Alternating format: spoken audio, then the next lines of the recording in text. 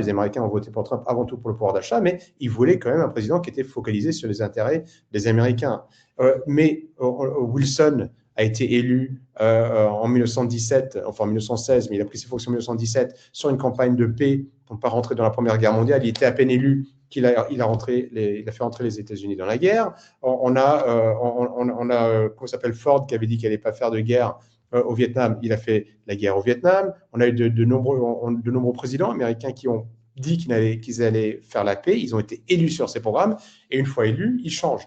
Là, la base de Trump est très remontée. Si on prend quelques-unes des personnes, alors maintenant qui sont pour la plupart en disgrâce avec Trump, parce que ce n'est pas la première fois qu'elles osent le ton, mais vous prenez Marjorie Taylor Greene, qui était une des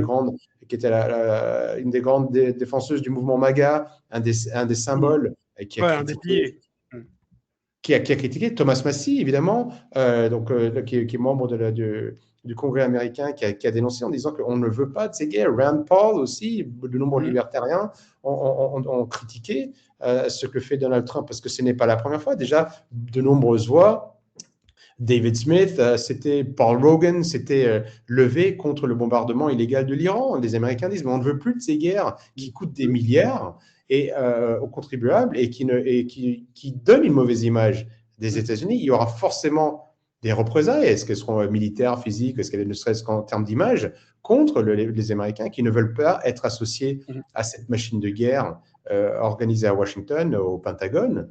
Et aujourd'hui, ils se disent, mais pendant que vous êtes en train d'organiser ces guerres, quand est-ce que vous prenez le temps pour augmenter le pouvoir d'achat, pour faire en sorte que l'insécurité baisse, pour que les morts justement par le trafic de drogue et l'usage de drogue diminuent. Et ce n'est pas en séquestrant le président du Venezuela que Donald Trump va régler le problème énorme de consommation de drogue aux États-Unis.